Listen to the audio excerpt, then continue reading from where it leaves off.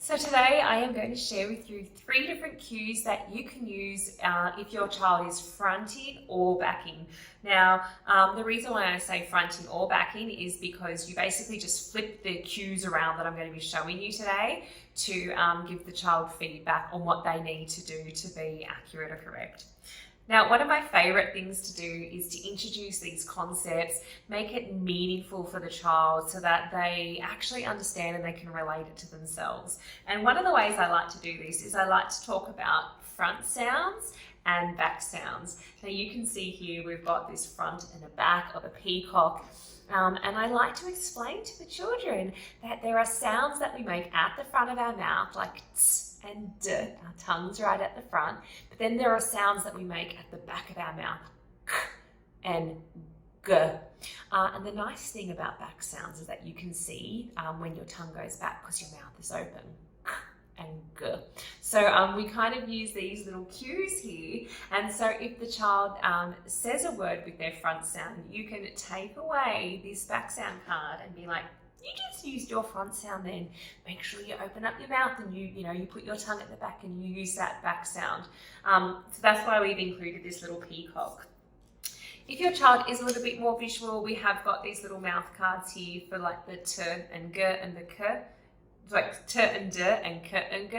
So that can be helpful, especially if they just need something nice and big like this. You can hold it up and show the child, your tongue goes back there.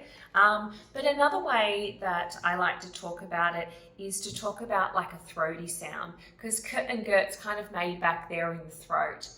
So I might refer to it as like a throaty sound, and potentially this is something that I can shape.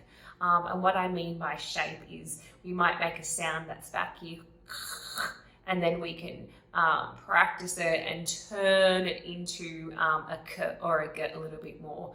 And this is because these sounds can be quite hard for our little kids to make.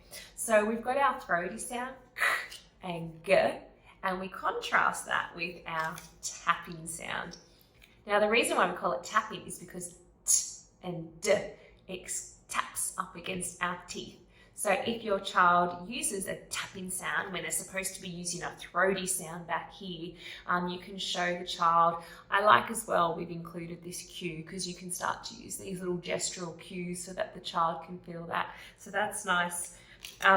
We've also got an extra cue in here, and it's for palatal fronting. So it's for the S versus SH. So we have our smiley sound, and we're cueing the lips here, versus our quiet sound, shh. So you can let the child know if they need to use their quiet sound, not their smiley sound, when you're using the minimal pair cards.